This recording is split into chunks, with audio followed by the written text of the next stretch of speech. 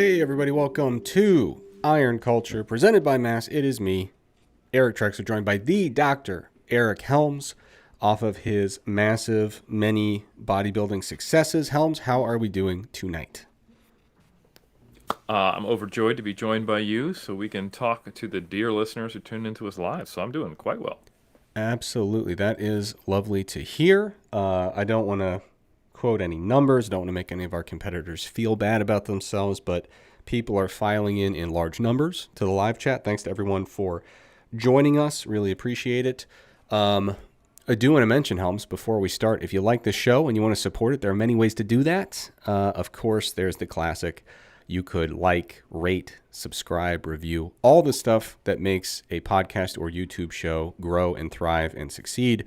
On top of that, you could support our good friends over at Elite FTS. You could go to elitefts.com. If you're in the market, and let's be honest, we're all in the market. Who's not in the market for lifting gear, gym apparel and attire? You name it, they got it. Go over to elitefts.com. Use our code, which is MRR10. That stands for Mass Research Review 10. It'll get you 10% off just about everything in the store over there at Elite FTS. So be sure to support our dear friends and pioneers in the iron game. And then, of course, if you want to be a top tier, gold star, platinum level, elite club member, supporter of the show, be sure to check out the Mass Research Review over at massresearchreview.com. You could become a member.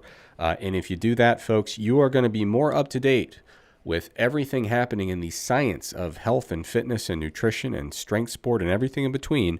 You will be on the cutting edge of the research, and you will enjoy unlimited power almost. I don't want to say unlimited, but nearly unlimited power. A tremendous ability to conquer your foes who may try to stand between you and your lifting goals. If you happen to compete in anything, you will win. It will make you stronger, bigger, leaner, and generally more happy and functionally just across all realms of life, an elite person. Not an elitist, but an elite person. So be sure to check out the Mass Research Review. All right, Helms.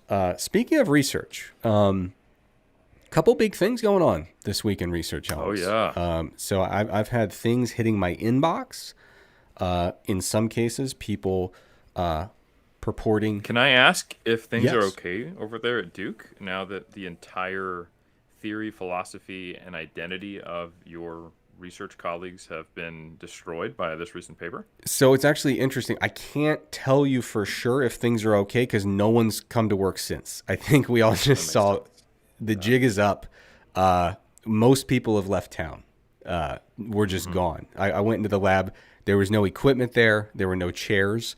There are still desks because those are heavy. Those are hard to move. But basically, there's a paper that came out recently, and a bunch of people sent it to me basically wondering if the constrained energy expenditure model is essentially debunked, done with, goner.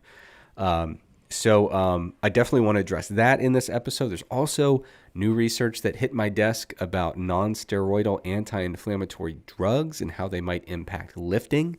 And Helms, the last thing we're going to hit today, I know that there was a major dust-up in the fitness world, all sorts of conversation about what is a PhD, who gets one, who should have one, who decides who should have one. So we had an Iron Culture episode all about the mechanics of acquiring a PhD, and you were noticeably sad. You didn't get to join in on the fun, which is, some would say, what happens when you stop showing up. So that you may have Allegedly. some culpability in the matter. But you understandably wanted to throw your 2 cents in because, among many other reasons, you fled the United States and did your PhD elsewhere. And one of the interesting things about PhD programs is that there is a high degree of what I might call regionality, in the sense that not every country does it the same way.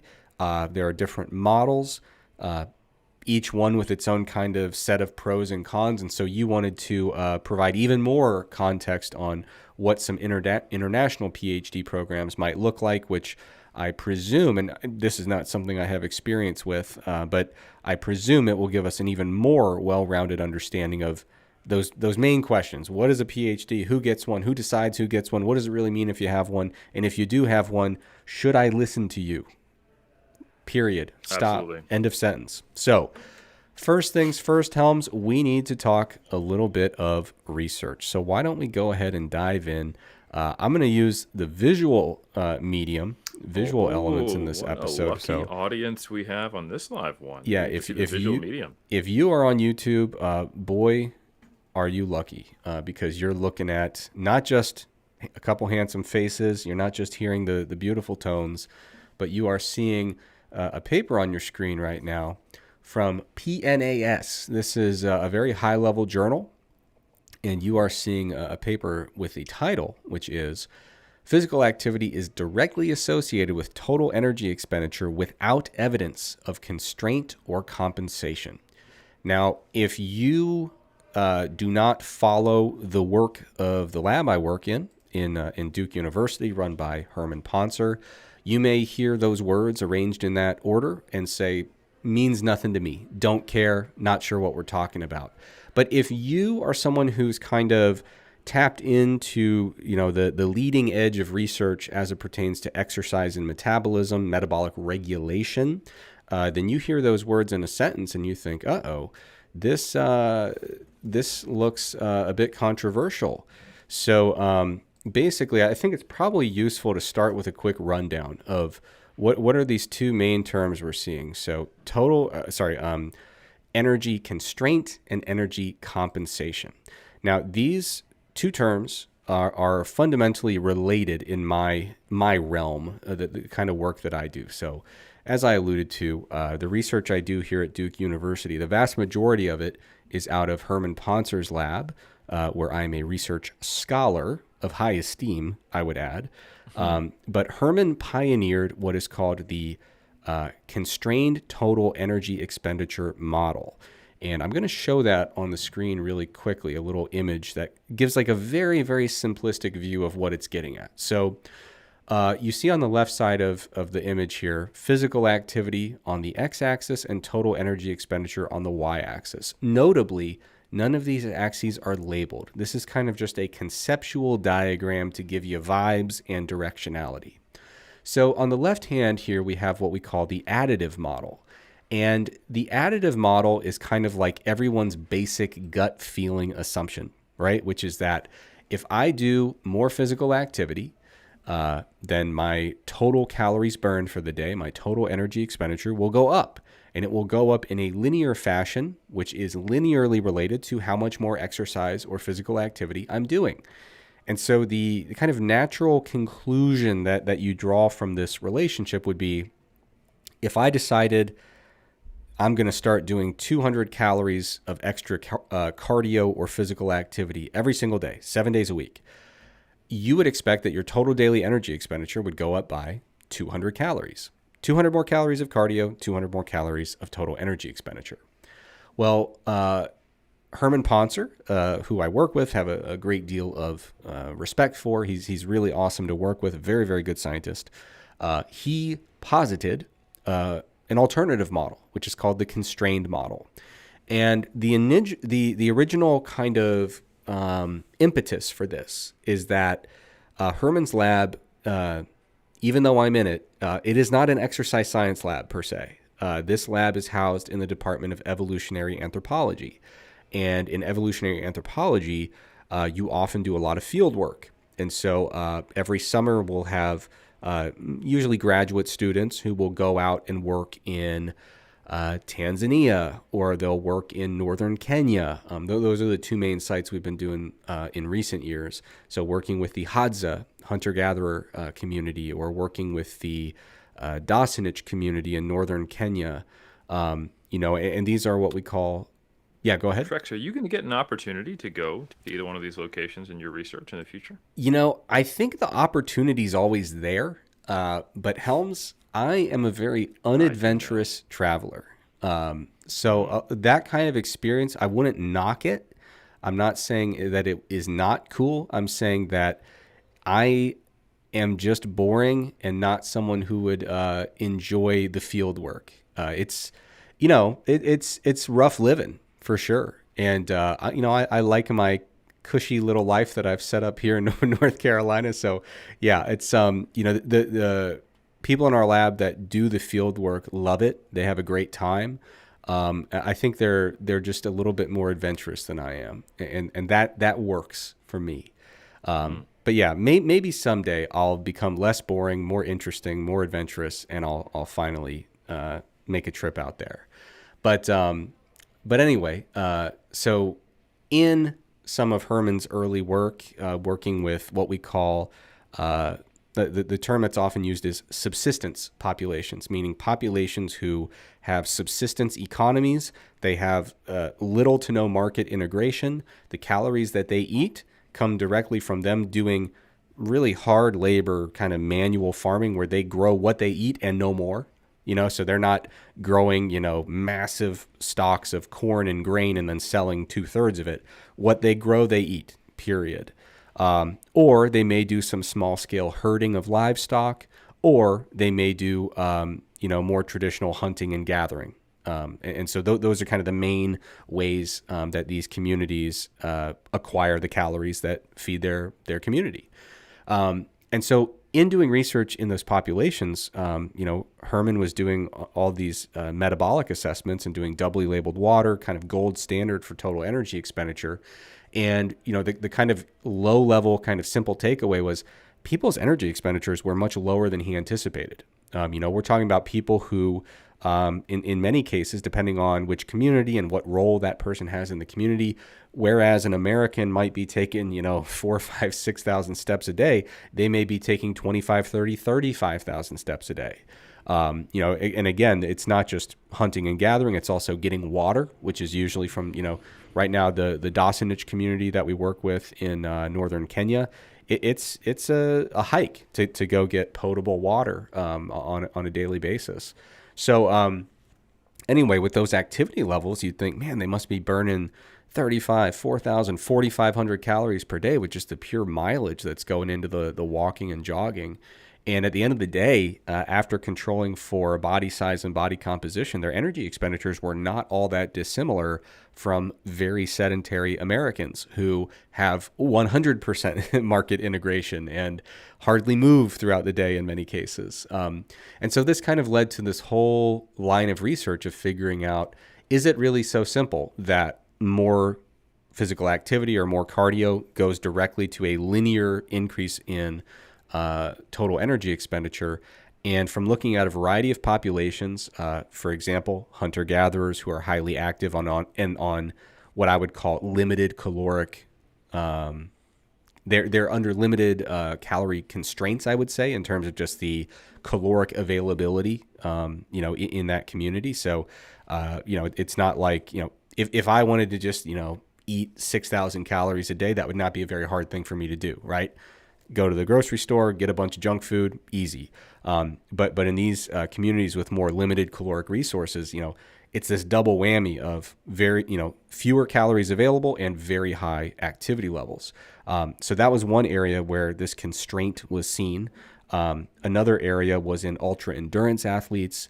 Another area was in people who are doing cardio interventions for weight loss and not losing as much weight as we would predict. And we're talking about not even close. Helms, you've written about this in Mass multiple times, but we've seen studies where people lose 20, 30, 40% of what they were supposed to lose. So less than half in most cases. And so the idea here is, and if you follow me, then you've heard me talk about metabolic adaptation before. I've always been interested in how the human body can creatively kind of downregulate certain elements of energy expenditure to make up for energetic constraints. So I used to, mostly study metabolic adaptation, which is dietary restriction leading to compensatory adaptive reductions in other components of energy expenditure, primarily non-exercise activity thermogenesis. And when an acute deficit is present, also resting metabolic rate. So we see these down regulations in certain elements of energy expenditure. And what Herman has been studying since, it's been over a decade now, has been looking at energy constraint from high levels of physical activity. And the idea is that as you go from low activity to moderate activity, there is a pretty linear relationship. Nothing really interesting is happening. But the model posits that as you go from moderate activity to high or extremely high activity, the higher you go, we start to see that in order to keep total energy expenditure within a workable range so that you're just not immediately in a massive energy deficit, we're seeing similar, I'm not yet comfortable saying identical, but we're seeing similar downregulation of some elements of our energy expenditure that we can sacrifice, right? So, for example, if you're looking at someone who is in a constrained energy state, whether it's from dietary restriction or moderate calories and extremely high levels of activity, Helms, I mean, you can predict when we draw their blood, what's it going to look like, right? It's going to be low thyroid hormone, probably low sex hormones. They may have low libido. We may find some indicators of less immune response, right? So these, yeah. Yeah, like you're bringing up. This is going to sound very familiar, like many things on human survival anthropology, to people who choose to compete, quote unquote, in in bodybuilding, where we choose this, and I know you and I have both talked about how we'd love to see how does the more quantitative, hardcore assessment of larger groups of physique athletes play out in the context of the constrained energy model, as well as metabolic adaptation, and how they probably share similar roots. And I think, like you said, similar, not identical. And that's largely just because I think that we need more research to back that up. But Trex, I think you've done a great job, and Iron Culture is well familiar with the lead-in, the concept of the constrained Yes. energy model, as well as metabolic adaptation. Yes. And I will also say that there is some research that does indicate that the constrained energy expenditure model, although it's not in every single study, but there is some notable research, rears its ugly head, or annoying head, if you're trying to actually expend energy. I'm sure people trying to live on subsistence lifestyles have no problem with this because they, actually it's useful for survival. But if you're trying to lose fat, or if you're trying to have performance and health in the face of constrained energy and large energy expenditure, could be framed as a negative. But there is at least one study indicating that the constrained energy model rears its ugly head a little more in an energy deficit versus when you're in an energy surplus. So with that lineup, like I think we do. People know what where you're at, what you've been studying. The cult's been here for a while. What is this new paper, which by the way has John Speakman on it? So we have a clash of the Titans, Speakman versus Poncer, 2025. What does this paper claim, and how does it supposedly debunk this model? Yeah, and I'll speed up here because I get what's going on here. You're giving me the tap in the watch, move along. We know this stuff, but I'll jump in. Okay, so yes, this paper, like you said, John Speakman's on it, which is a big deal. I know Herman and John have published before and are, have regular communication. John Speakman is a legend in the doubly labeled water game. So this is not some, little tiny paper in some obscure journal with some no-name authors. These are heavy hitters. Kevin Davey, John Speakman. PNAS is one of the most prestigious journals you're going to find out there. And so I'm going to write a full write-up on this in the Mass Research Review that's going to go into a lot more detail. Helms is sitting there tapping his watch, telling me I got to hurry up. So, but here's what I want to say. I just think you gave a really comprehensive introduction, and I could see that the introduction was going further. Honestly, if we did this for 2 hours or 1 hour, I was like, they're well set up, my friend. Yes, let's jump in. Absolutely. So here's what I want to do. I'm going to give you just the very short highlights. Like I said, in the Mass Research Review, in about a month, I'm going to give a much more in-depth breakdown and kind of present a more integrated model of how I see this topic. But the short version is it's a bit of a misnomer. Well, here's what I will say, being charitable to critics of the model. The model is one of those things where I think you have to be very, very intentional about how you frame it. And I do think there have been instances where it's been described in a way where you could look at the data in this new study and say it doesn't hold up, right? So if all we're going to do is say that the constrained model suggests that as physical activity goes up, total energy expenditure should fit this kind of curvy pattern rather than a linear pattern. If you want to simplify it to that level, I think then you could say, well, yeah, they looked, they did linear fit, curvilinear fit. It looked like more physical activity equals more energy expenditure in a fairly linear fashion. Therefore, constrained hypothesis is dead, additive model lives. Much ado about nothing. Now we can move on with our lives. And so what I'm showing you on the screen right here is, if we look at these red dots, this is total energy expenditure against physical activity measured via accelerometry. And you can see it's far from a beautiful, tight straight line, but it does look fairly linear in nature. But to me, and Helms, the receipts exist. I've talked about this before. I've written about it many, many times. The receipts exist. I have always, in my opinion, been pretty consistent. I hope I've been consistent about my understanding of this model, which is I always bring it back to metabolic adaptation.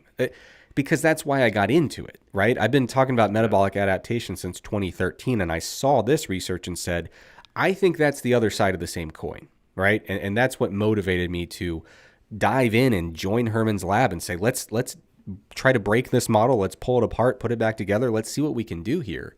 And as an aside, I thought it was really cool that at the same time as you were looking at metabolic adaptation and the constrained energy model as two sides of the same coin, I was having parallel thoughts with REDS and metabolic adaptation. Right. So it's actually been really cool to see the two of us, and also the set point theory. Yeah. Speaking of Speakman. Absolutely. So, yeah, go ahead. There's clearly this convergence of ideas, but at the end of the day, the core kind of theme underlying all of it, the main thing at the center, the impetus for all of it, the driver of all of it is, in order for these weird adaptive things to be happening, which are counterintuitive to some extent, and we're trying to measure them and they're hard to measure, but in order for these adaptive things to happen, there must be something to actually adapt to, some kind of stimulus, or I would say stressor. There has to be a problem for this to be a solution. Mm-hmm. And so that's why when I talk about the constrained energy expenditure model, I don't necessarily always frame it when I'm talking about it as, well, the more physical activity you do, the more constraint you get. What I usually talk about, because I'm so interested in metabolic adaptation, is what is actually causing an energy deficit or a state of low energy availability. To me, that seems to be the driver, which is why we see some of the best evidence of the constraint model is actually in weight loss studies that are using cardio as a tool, which makes you wonder, am I looking at metabolic adaptation or am I looking at, exercise energy compensation? And frankly, doesn't matter. Are they just kind of the same thing? And so the main thing I want to highlight in this paper is when we talk about where we should see constraint happening, I don't typically talk about it as this kind of linear or, the straight line where more physical activity beyond this point means more constraint, or, it's going to have to fit this perfect curved line. What I talk about is, are you doing something to actually cause a need for constraint?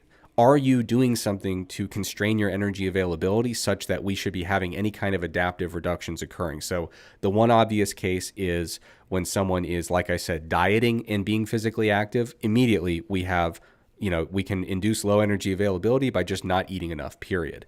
And there's a lot of evidence for constraint occurring in those scenarios.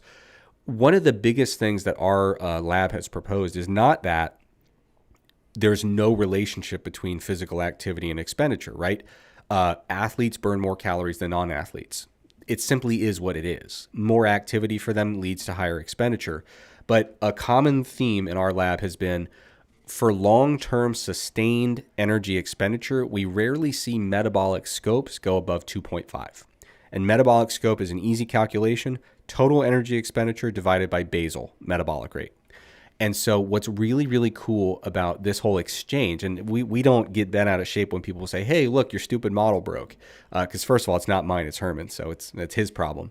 But what's really cool about this is, so we just published a paper, our lab, I wasn't on it, Herman was, but this was with Andrew Best, great collaborator, but it was in ultra endurance athletes. This was literally published like within days of this other paper that is very critical of it was one day before this other paper. So the paper out of our lab was in ultra endurance athletes. So people who do competitive endurance events that are longer than marathons, people who train really, really, really crazy amounts. And the short version of what we found in that paper was, hey, it looks like the constrained model is doing pretty good here because people are not seeming to maintain a metabolic scope of over 2.5, even though they're doing these really crazy extreme endurance training programs to prepare for ultra marathons. So people for a short term can go above 2.5, but they tend for like long-term day-to-day maintenance level of expenditure, it seems to always kind of drift downward and get capped at about 2.5. And so what's really cool about this paper that claims to have kind of, taken a chunk out of the constrained expenditure model is I'm scrolling to the figure here, and this is the last thing I'll say, Helms. If we look at the bottom right figure here, which is physical activity versus metabolic scope, you can literally look at these four highest lines, or the four highest data points, which stand way tall above the rest of them, draw a straight line across them exactly at 2.5, which is honestly kind of insane. So what's really funny about this paper is it got published, and a lot of people were like, I bet you guys are pissed or, worried or, doubting everything you've ever said. And we're like, no, oh my God, like look at this straight line at 2.5, which seems to be indicating like, and what's crazy about it is that this paper reports that there is some number of ultra endurance athletes in it. Wow. Which means that like we're looking at people who should have some of the highest expenditures relative to basal metabolic rate that we would really ever anticipate observing. And this cap of 2.5, this is now like several papers in a row that have said we're going to find like people who do insane amounts of exercise, and we're just not finding people getting above that. And what's really weird is how consistent that 2.5 cap seems to be. And so what's really funny about it, like I was getting at, is a lot of people are like, are you guys kind of annoyed or confused or feeling some kind of way about this paper? And we're like, no, we think this is tremendous evidence for what we've been saying in our last several papers, including the one that came out the day before. Literally, it was published in Current Biology, and those papers have like little bullet points at the top, summaries, and literally one of the 4 bullet points was cohort mean 52-week expenditure did not exceed 2.5 times basal metabolic rate. Like that's a number we've had circled since 2019-ish, and it comes up again and again and again. So I can't speak for anyone but me. I haven't talked to Herman about this paper yet. My belief is that the constrained model works when the constrained model should work, which is, if I were to add, and I've actually done this when people send me the paper, Helms, I say, before we talk about the paper, how many calories does an ultra endurance athlete burn every day? And they give me a number that's 2,000 calories higher than what's being observed in these studies. Invariably. Everyone says, 6, 8, 10,000 calories a day. I'm like, try 3,600. 35. Yeah. And so some people are going to hear this, and if they already have their mind up, they're going to say, oh, you guys are just kind of, reworking the hypothesis after results are observed. But it's been since 2019 that we've been saying that.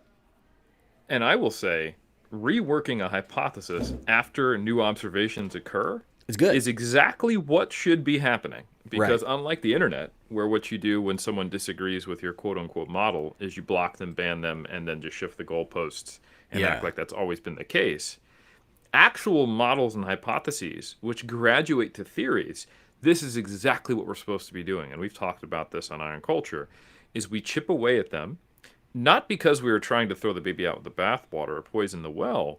We're trying to constrain the model to the points where it does hold up and identify where it does not, so it can actually become a theory that is more and more correct over time.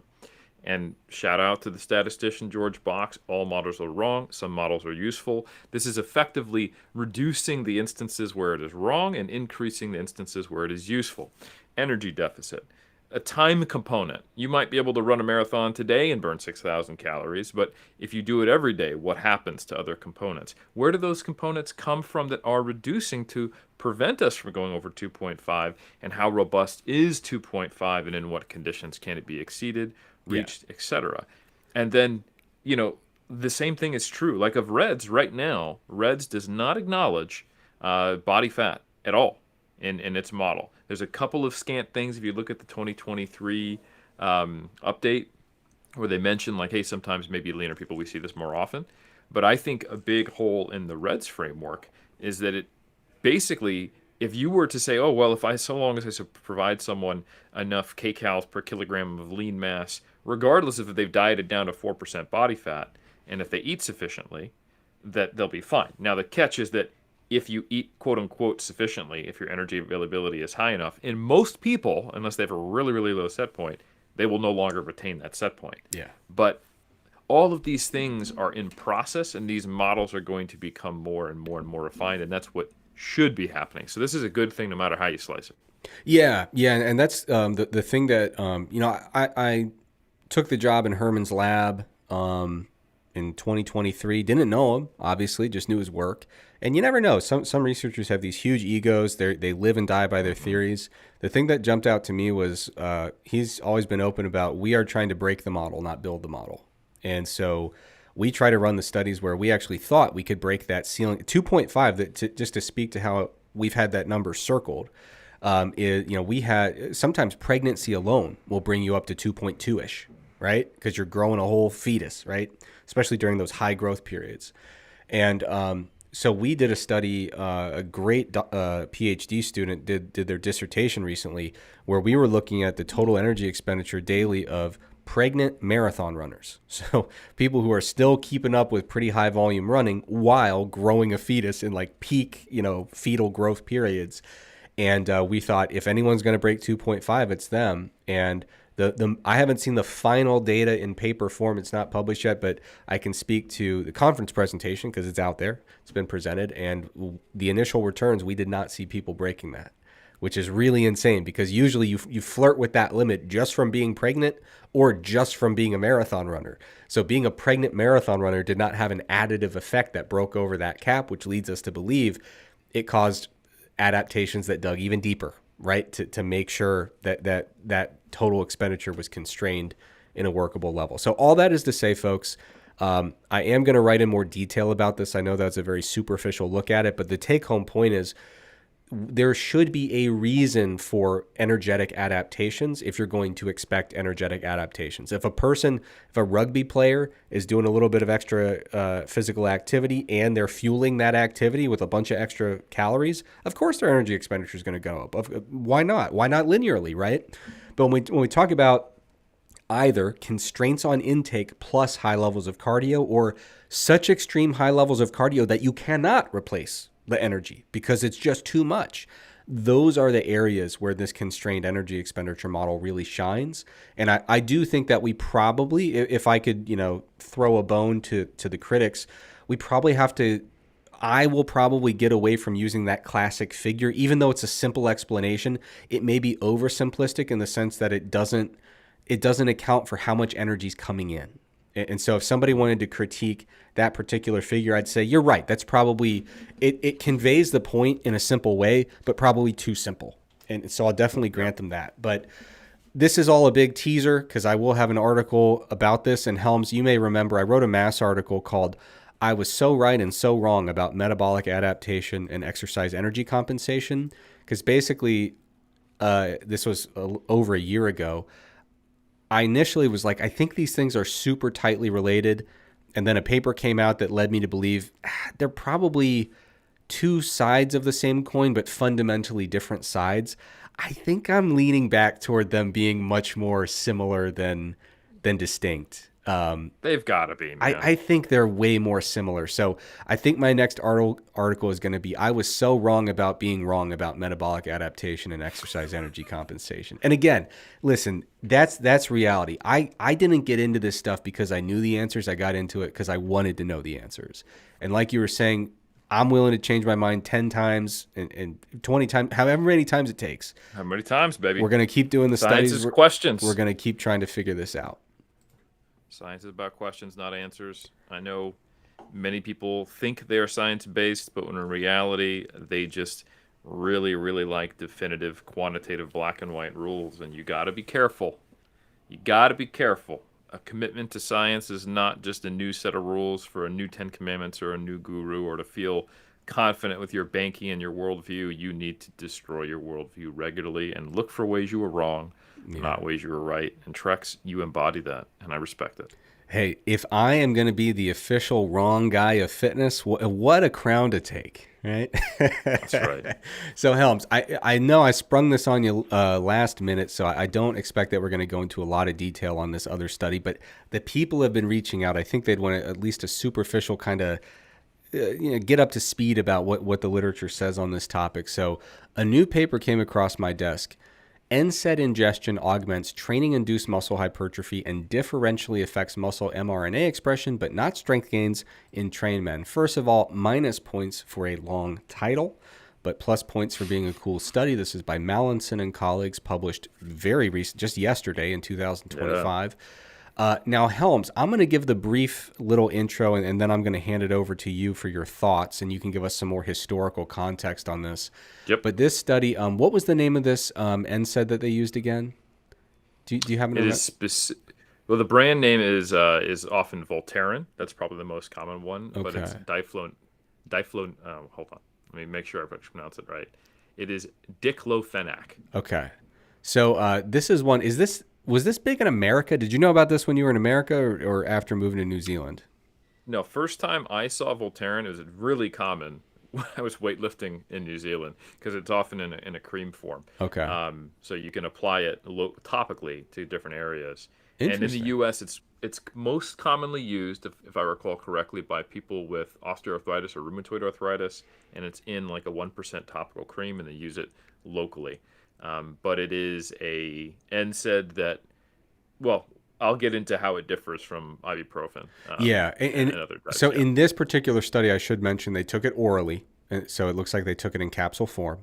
Yep. But this was a study which I'm sure you'll highlight. It was a 12-week study, which is a bit long compared to others in this area, comparing NSAID versus placebo, seeing out how it would impact strength and hypertrophy. What they found was, quoting here, NSAID intervention produced greater muscle hypertrophy than placebo, which occurred between 28 and 84 days of resistance training and was paralleled by more pronounced muscle mRNA changes. Their collective events were not accompanied by greater strength gains. So what's really interesting about this is 12-week study used NSAIDs, and I buried the lead here. These were 24-year-old trained males with a BMI Hmm. on average of 24. So Helms, naturally, I think you were probably surprised to see the headline, at least at first. So why don't you give us a little background and kind of let us know your initial gut feelings about this without us having time to, get deep into it. Yeah, because we're definitely gonna have to look into this at mass, talk about it a bit more. I'm gonna have to dive into some of the mechanisms of COX-1 and 2 inhibition, Yeah. and prostaglandin production, and the role in hypertrophy. Break out the old Gemini and ask it if I'm missing anything. And after uploading, multiple papers on metabolic pathways and things like that. So there's an interesting history here. I've written about it in mass. There's papers that have been published in '06, 2013, 2018 by different authors comparing different NSAIDs. So that's non-steroidal anti-inflammatory drugs, which is a mechanism of anti-inflammation and analgesic pain, management drugs in different populations at different doses with different types of protocols. And probably the two most well-known ones historically, I want to say, is a paper by Trapp and colleagues, and that came out back in It's I like want to 11. say 2010 or 2011. Yeah. Yeah. And what they observed is they compared acetaminophen and ibuprofen. Acetaminophen is that Advil or aspirin? I think it's aspirin. Um, Tylenol, acetaminophen. yes. Yeah. I'm It's sure it's that, actually that a that's very my go-to. You're not gonna get that one see, past yeah, me. now I gotta make sure. Yeah, acetaminophen over the counter is Tylenol. Yeah, thank you.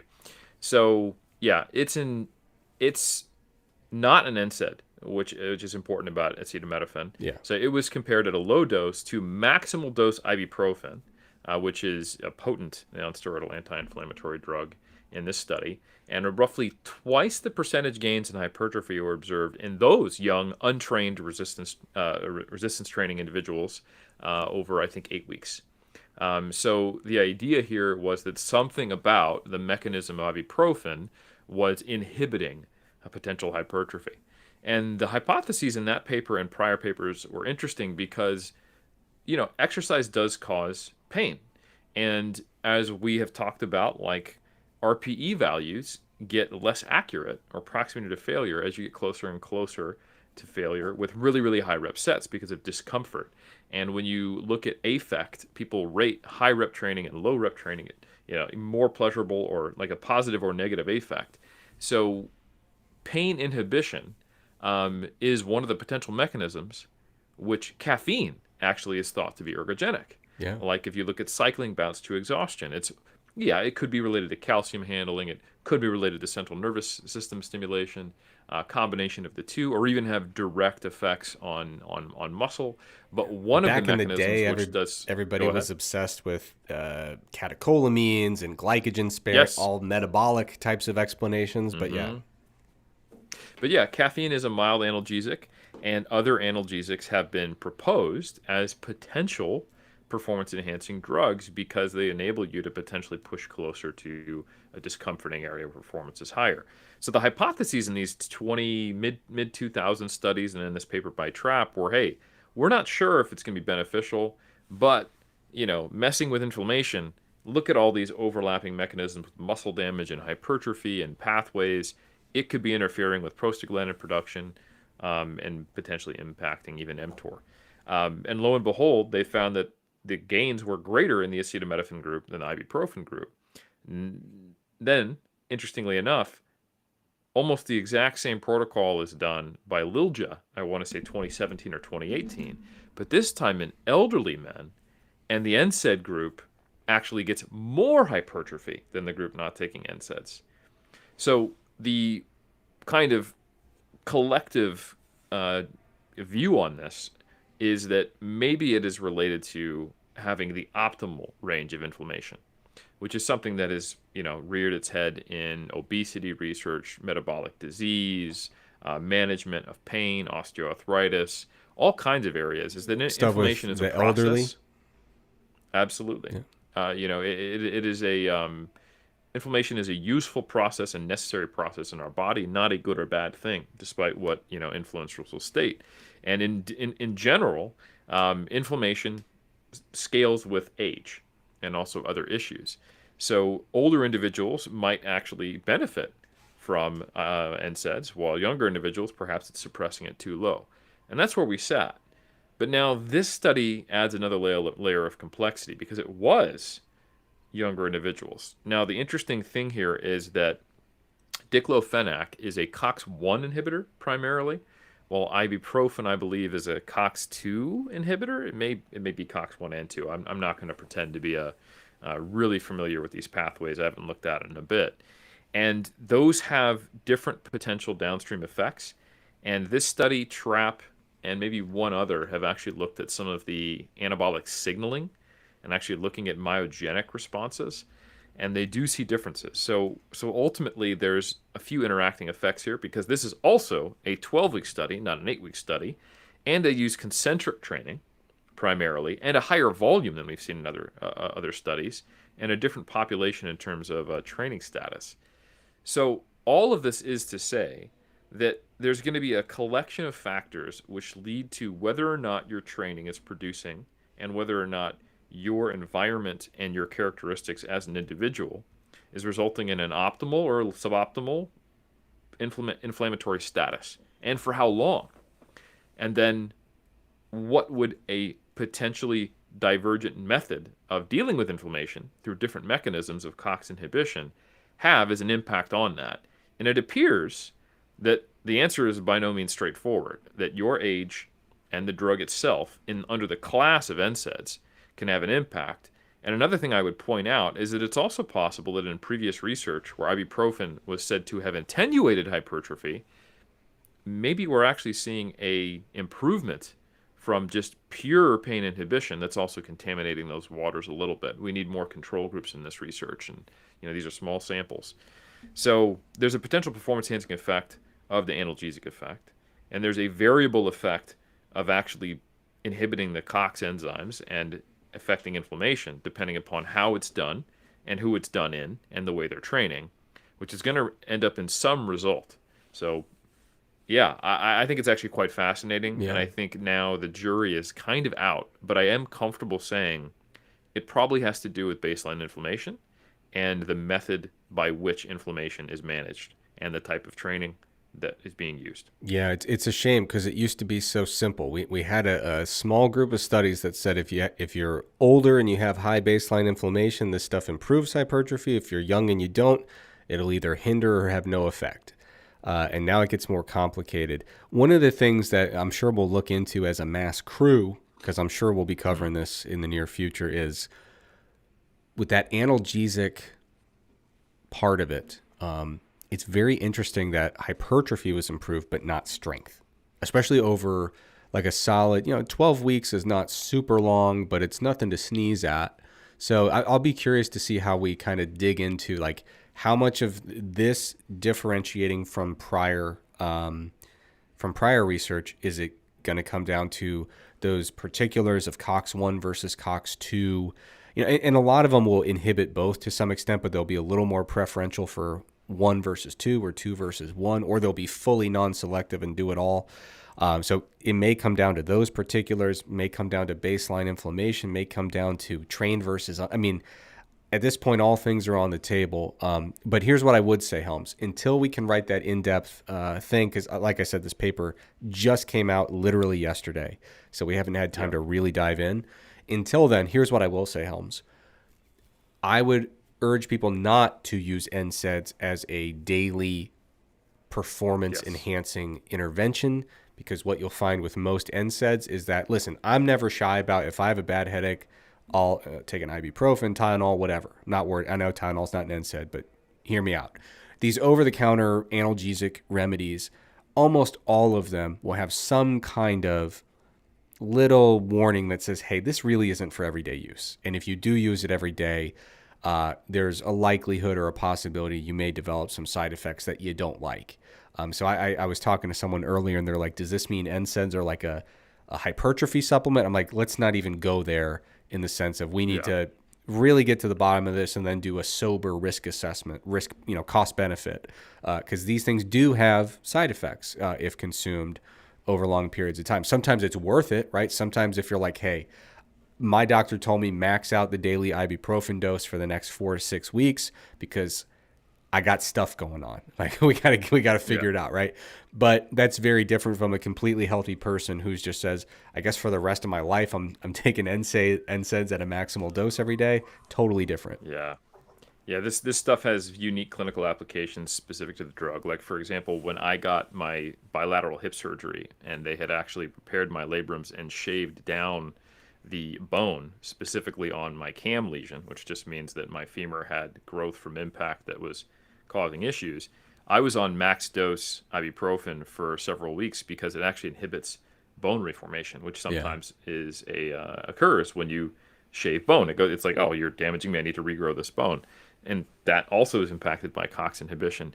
But there's also, like, we need to think about not even only drug versus drug comparisons, but the dose response, because they used a maximal dose of ibuprofen in this study by TRAP, and I believe by Lilja. Diclofenac in this one, they used at 75 milligrams, which I think is half the max dose of 150 milligrams. Okay. So this is another consideration. It's possible if they'd used 150 milligrams, we would have seen the same thing. So, and there are some studies which are also null. I think there was one in '06 where there was really no difference between ibuprofen and a control group. So there's a lot to be done here. Yeah. And I think it's because we are manipulating a variable which has an optimal range. Yeah. With something that could be insufficient or too much on either side. And also, it's these are bigger studies than we get in typical exercise science. But they're not huge. These are definitely not like well-funded medical studies. 6 sites. Let's do the damn thing and throw NIH funding at it or anything like that. Yeah.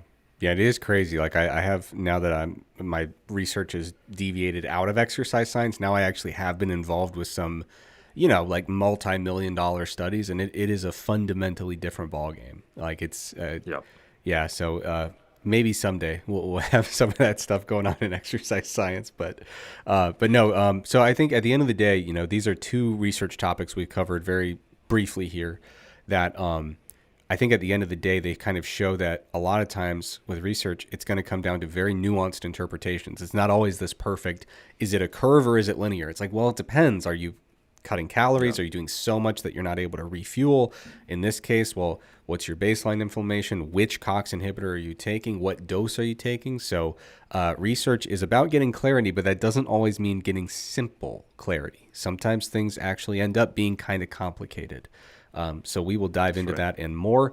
But Helms, very briefly, I know you wanted to give at least a little brief commentary on some of the international elements of PhDs, kind of filling in the gaps. If people haven't gotten up to speed with the basics, I did a whole episode on this. I forget which episode number, but it was, what does your favorite FitPros PhD really mean or actually mean? So it was a few episodes ago. But Helms, enlighten us a little bit on the international view of this, because my red-blooded American self neglected that small portion of the world that is not the United States. Yeah. No, it's actually kind of interesting because I had to kind of a very, I wouldn't say rude awakening, but I had to understand a completely different model of PhDs once I started looking overseas and how it is typically or more typically done in English-speaking countries overseas. 'Cause that's kind of what I was constrained to. So the UK, Australia, New Zealand, and other parts of Western Europe follow this model. And places where you can do an English PhD in Europe. So, for example, Germany is pretty similar to this. And even it also differs between Canada and the U.S., where it's sometimes more like Europe or more like the U.S. And it's actually quite interesting that U.S. is a bit of the outlier. So the biggest Would you distinction say it's is that exceptional? it does have exceptions Yeah. to the way other places are done. There you go. I'd say that the biggest differentiation, and there's a bunch of small ones, is that outside of the U.S., a PhD is most of the time a pure research degree. And you know how you described ABD, all but dissertation? Like, I've done everything. I took my 2 years of classes, I've taken my comprehensive exams, and now I just need to do my dissertation. And it feels like you're at the end of the line, when in reality, the dissertation is actually probably the hardest part. Overseas, you start at the point where all you have left is to do your dissertation. To even get into the program, you have to do other things that are much more common overseas. And this is because the entire education system is structured different in the university level in the US, Australia, and New Zealand. So, for example, and you could spin this to make the US sound amazing, bachelor's degrees are typically 3 years long in the UK, Australia, and New Zealand, not 4. But the entire 3 years are dedicated to your topic. So you get 3 years of specific study. And I always laugh when I hear our undergraduate students in the U.S. talk about what major they have in the first 2 years, because they're basically just redoing high school and actually having to pay attention. The first 2 years are identical, matriculation agreements between community colleges. I'm going to say this cautiously. Education before the university level in the U.S. can be highly varied. You can get someone who graduates from a high school that is underfunded and underprivileged, and even an all-A's student might have a very different level of average education coming from one versus the other. Yeah. And you've experienced this. We've both taught in the U.S. You can have a huge disparity in capability and prior learning in students at the high school level and then moving into university. And that is because we've had this, push and pull with public versus private in all sectors of the U.S. and a huge divide between the two political parties and across states. So I'm not going to make any judgment about that, but that is the reality. And the structure that has been necessary to ensure a certain standard of university students once they get into higher level 200, 300, 400 level courses is to, give them these 2 years of general ed. Yeah. And it is definitely true that there are disparities and issues in education systems in Australia, New Zealand, and the UK. I'm not going to get into that, but my observation, especially with these having slightly more, or I should say less divided political systems and more well-structured public systems that are a bit more robust in education, because there's a more complete commitment to that in the whole society, is that students are generally, on average, more prepared to jump into course-specific work. So essentially, a lot of the classes are front-loaded. In addition to that, you almost cannot find a master's degree outside of the U.S. that doesn't have a thesis. Yeah. So the two ways that you can get into a PhD in the UK, Australia, and New Zealand typically are you do what's called an honors dissertation, where you add a fourth year on top of your third year. It's not always necessarily a year, where you do a small thesis, and this is typically reserved for high-performing bachelor students. And you can just tack that on, and it's considered a graduate or what we call a postgraduate qualification once you have your honors degree. And it's a smaller dissertation, and you don't have to go through the master's coursework.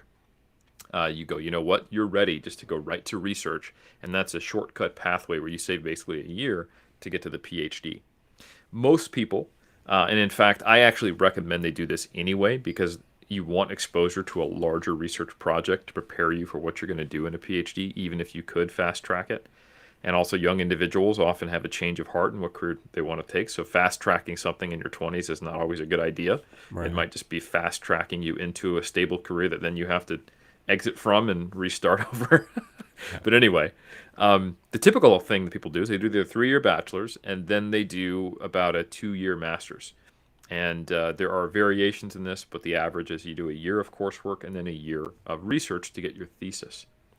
Another funny thing is larger projects are called theses outside of the U.S. Larger projects are called dissertations in the U.S. So when you say, oh, I did a PhD dissertation, someone outside of the U.S. might be like, oh, why was it so small? Yeah. And vice versa if you say a thesis. So you do your master's thesis, and at this point, if you have a high enough grade in your master's and your undergraduate, you qualify for a PhD.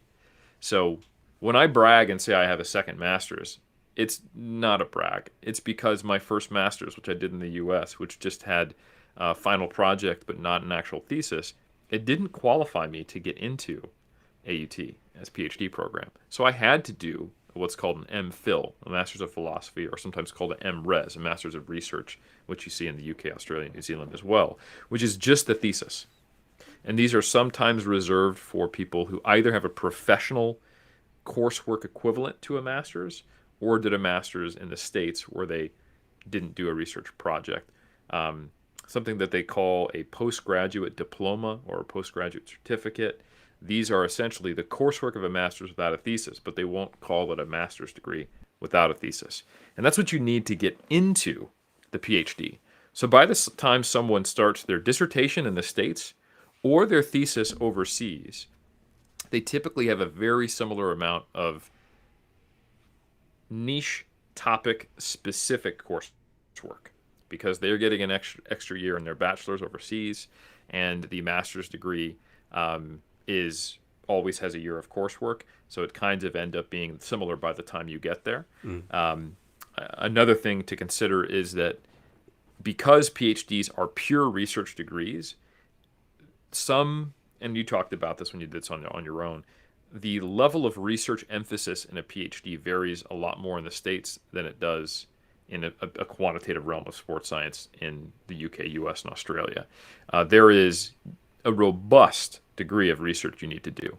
So while you do less coursework and there's no comprehensive exams, you do have to do a pretty substantial research component. And many places in the US require that as well, but it is much, the variability is far narrower, and it starts at a higher threshold overseas. I think that this is interesting is you don't get this, like you can say, like when people ask me, what's your PhD in? I just applied to the PhD at AUT because it is just a PhD, and I'm technically have a PhD in sport and exercise, but what I really have a PhD in was my topic, right, which I think is kind of cool too. Yeah. Is it more common to do the like graduation by publication route in outside of the US where it's like basically they'll say like you need to publish like 3 papers that are reasonably linked into this bigger project, and once you do that, clearly you're ready to go off and do your thing? It is more common, but it is not necessarily the norm. Okay. But it's probably it's very common in my lab. That's what we do. Yeah. And the reasons for that are structural. Like in many PhD programs in the U.S., your methods and research-specific classes, like you're taking a literature review class that ends up being your chapter 2, right? Yeah. It is your literature review. You write it in that class, and it is taught by and in partnership with one of your advisors, right, or your advisor. And then you take a methods class, and you learn how to do methods. You're in the lab, and that actually becomes your methods chapter in your dissertation. But because there aren't typically classes, sometimes they may make you have like a one methods class as a co-requisite if your CV is a little bit spotty in certain places and the graduate admissions board thinks you need to do it.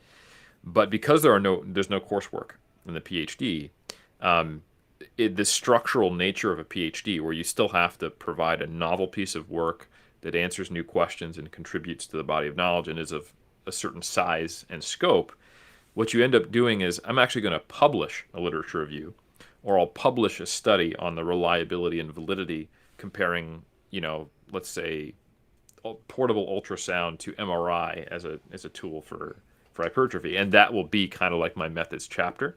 But in reality, what you have is a thesis that is bookended by an introduction and a conclusion, and then published work in between. And sometimes literature review is done more like a traditional 5-chapter dissertation / thesis, or it's actually published as a meta-analysis, systematic review, scoping review, etc. Yeah. So, like for example, I have an 8-chapter PhD, which is very, very confusing to your typical program of 5, where it goes intro, literature review, methods, results, discussion, right? Yeah.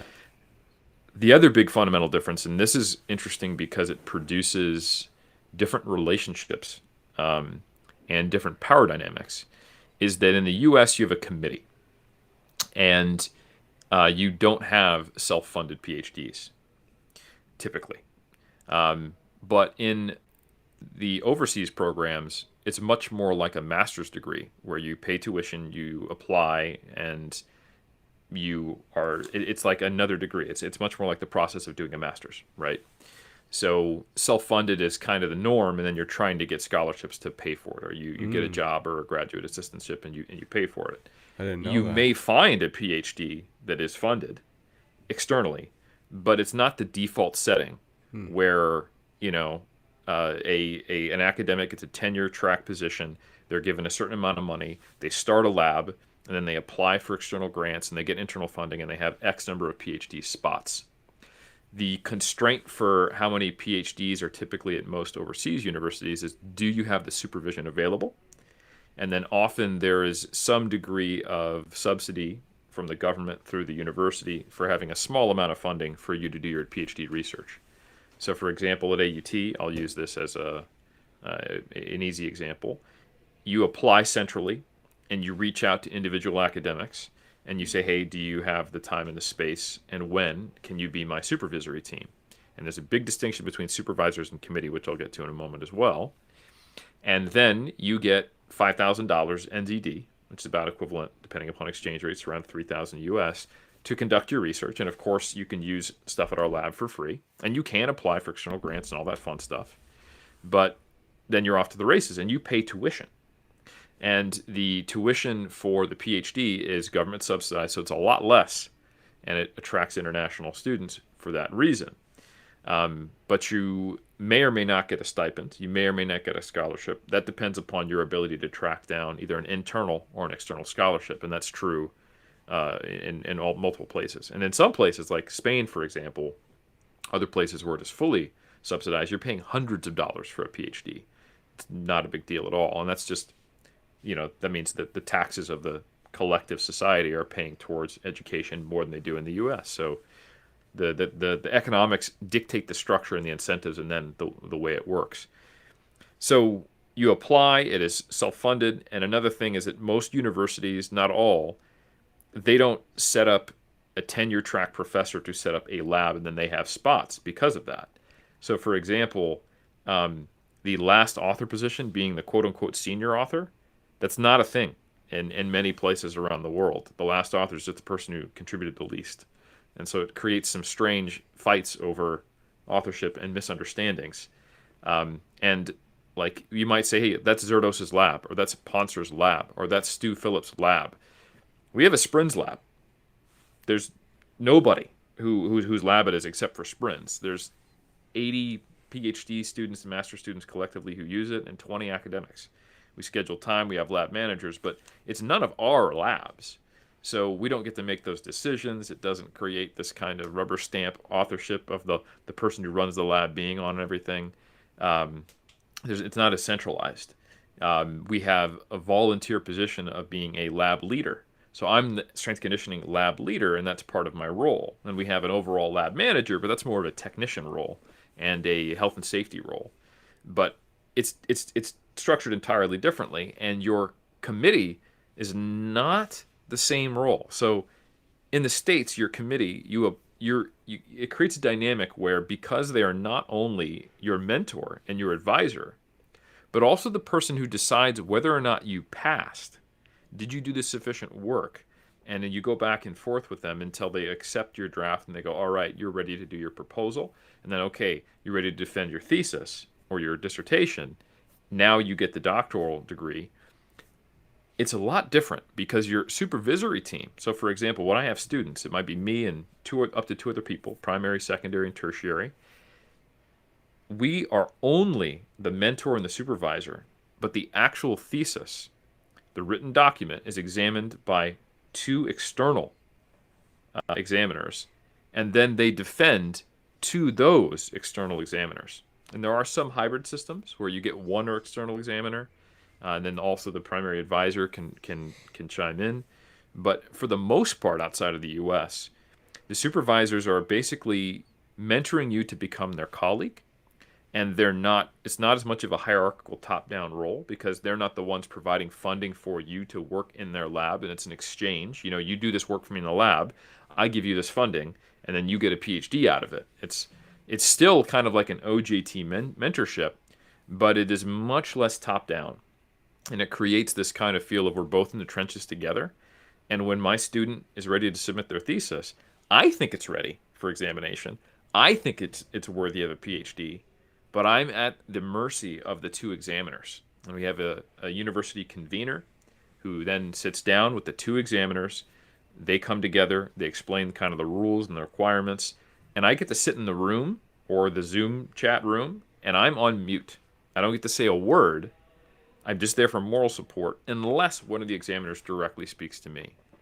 So I'm nail biting. I try to prepare my students, but it's a really interesting thing, and I like it because it creates a bit of a firewall. It prevents certain conflicts of interest from arising, and it also prevents a situation where that power dynamic can become an issue.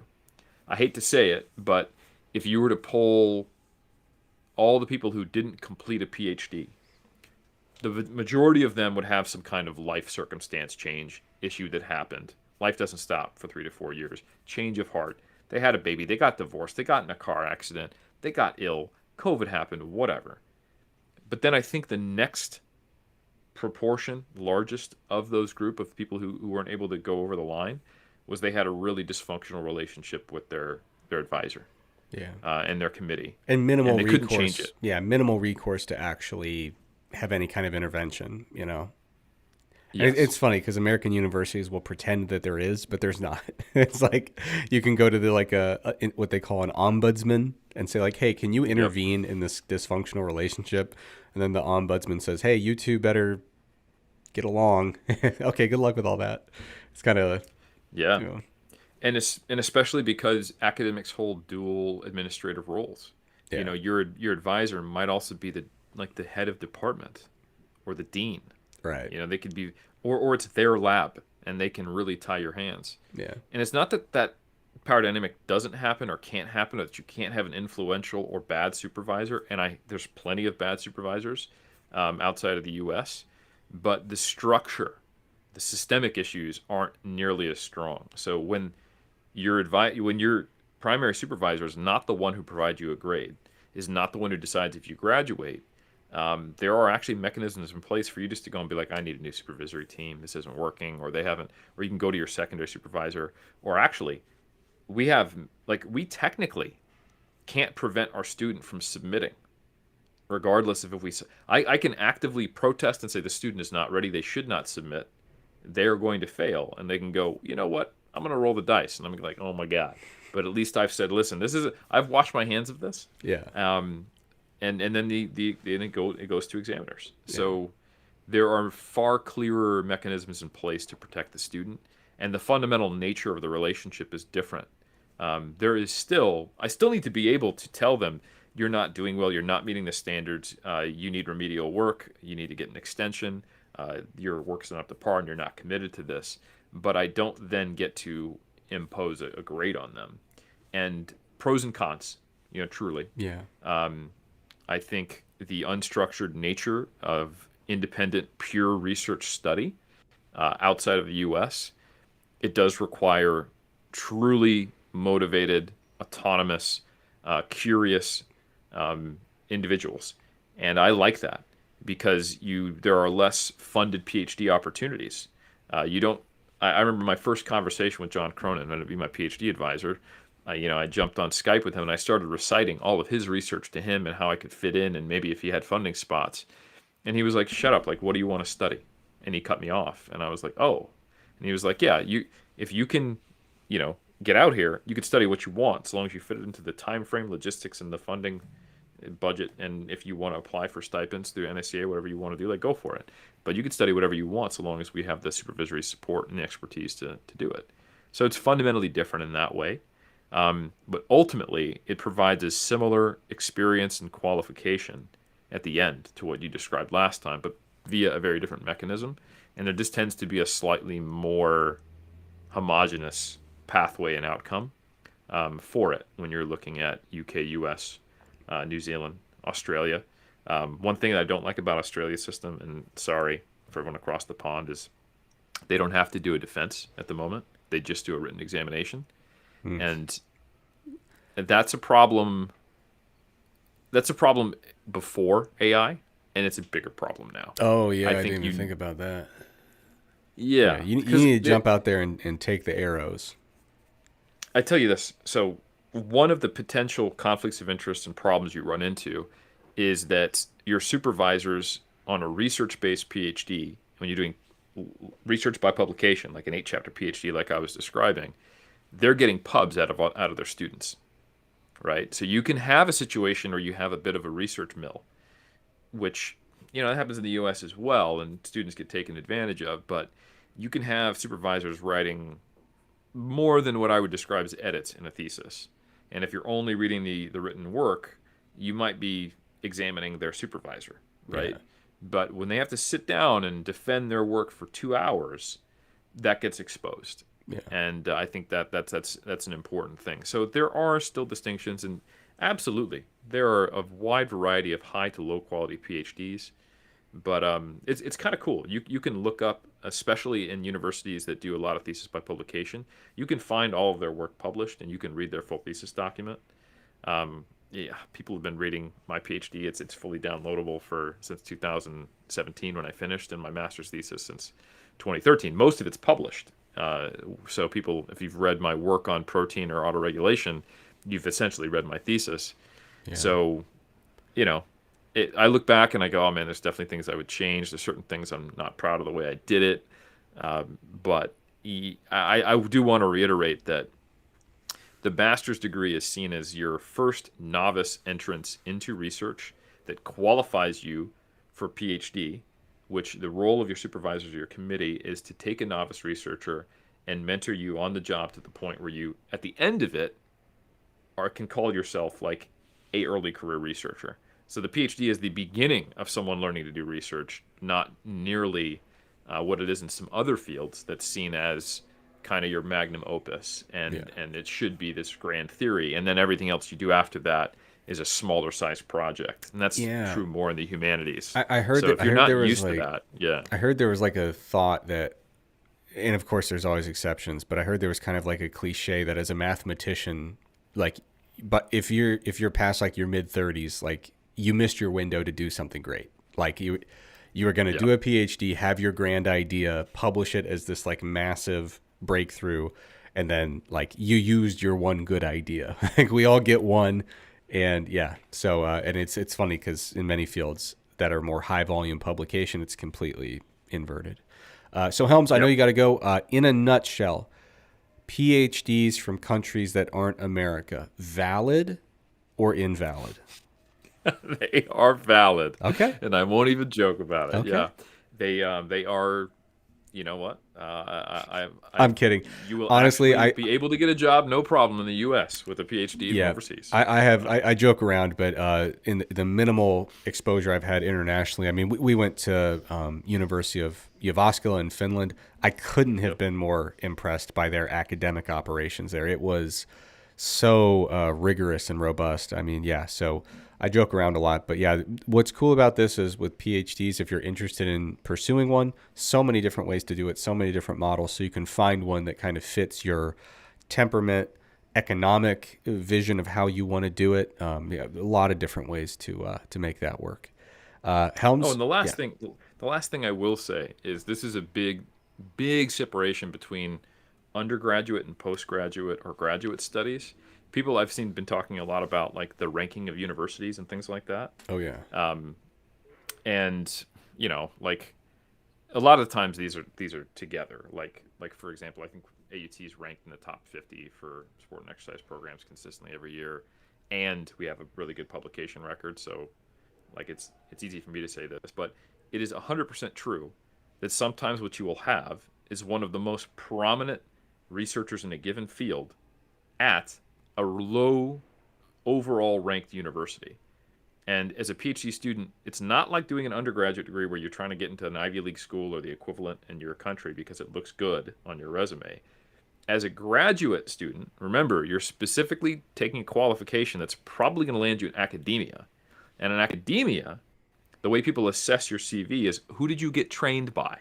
Who are your publications in Q1 journals? Are they highly cited? And are they with big, prominent, international, well-funded researchers? Who are your connections? Who did you work with? So you chase the researchers, not the university. And the universities chase the researchers. Like, it behooves a small upcoming university to snag a big researcher who is leaving another place. So when I was looking for a place to do a PhD, I was looking for advisors and the publications and the types of work that were really relevant to what I wanted to do. So that is something that at the graduate level, you're not even considering what is the university's overall rank. You're trying to consider who do I want to be my primary advisor, my committee advisor, or my primary supervisor, whatever it's called, and looking at their record and their environment and their lab specifically. And sometimes you'll get a low-ranked university with a really, really high output specific lab underneath, 3 tiers of hierarchy from university to faculty to department on down. Quick caveat though, now that I do work at a highly ranked university, I wiped my personality clean and just uploaded that. So now that is central to my identity. And in many ways, I would suggest it's the only thing that matters. Well, we're both working at big universities. I mean, I realize that you're rocking the Duke thing and I got the AUT. Yeah, we're shilling hard. On, so that's absolutely right. All right, Helms, you claimed that you had a tight window here, so we got to get you going, right? Yeah, I need to get. You kept going. I kept trying to give you ways out, and you kept going. I can't help it. I'm rushing you, and then I take up more airspace. I'm just a narcissist. All right, folks. No comment. Folks, appreciate you so much for joining us. We like to have fun around here. Thanks so much for joining in the live chat. Please be sure to like, rate, subscribe, review. Check out massresearchreview.com. Check out our friends at Elite FTS. And as always, thanks so much for joining us. We will be back with another episode in 7 days. So everybody have an absolutely fantastic week.